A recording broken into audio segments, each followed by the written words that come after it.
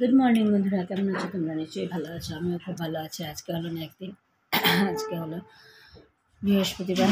তো স্নান টান করে এসে গেছি, বরটা খেয়ে চলে গেছে রুটি আর আলু কুমড়োর তরকারি। আমিও খাচ্ছি রুটি আর আলু কুমড়োর তরকারি।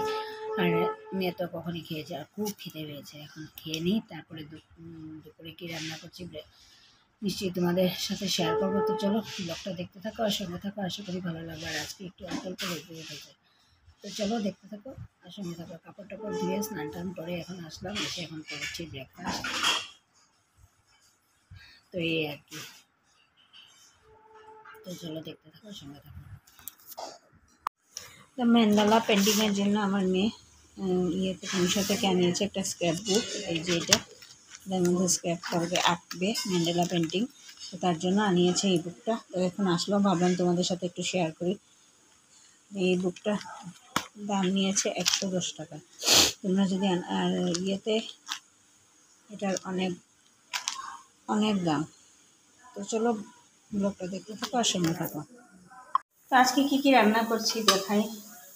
আজকে এই যে ফুলকপি আলু কেটেছি, কেটে ভাত দিয়ে ভেজে টেজে নিয়েছি। ফুলকপি আলু দিয়ে করবো। এই যে মাছ এনেছে, মাছও ভাজা হয়ে গেছে মাছ দিয়ে। আর এখানে করছি থুর সাতলানি, আর এখানে শিম কেটে রেখেছি, শিম দিয়ে করবো মাছ দিয়ে। এই হচ্ছে আজকে লাঞ্চ মেনু। তো চলো রান্নাটা করে নিই, তারপর ফাইনাল লুকটা দেখাচ্ছি তোমাদের।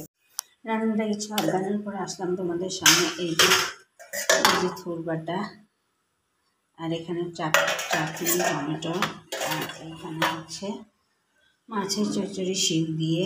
আর এখানে ফুলকপিটা বসিয়েছি, ফুলকপি হয়ে গেছে, ঝোল দিয়েছি, ফুটে উঠলে মাছ দিয়ে নামিয়ে নেবো। আর এখানে ভাত।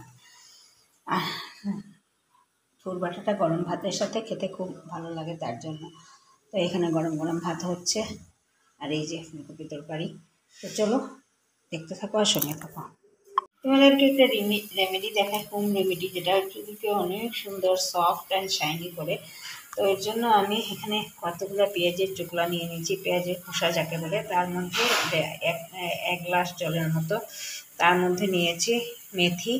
এটাকে ভালো করে ফুটিয়ে একদম লাল জল বের করবো। ওইটার মধ্যে শ্যাম্পু গুলে তারপরে মাথার মধ্যে দিয়ে 5 মিনিট রেখে শ্যাম্পু করে নাও, দেখবে চুল কত সফট অ্যান্ড শাইনি হয়। আমার চুলকে আমি সবসময় এগুলো দিয়ে শ্যাম্পু করি।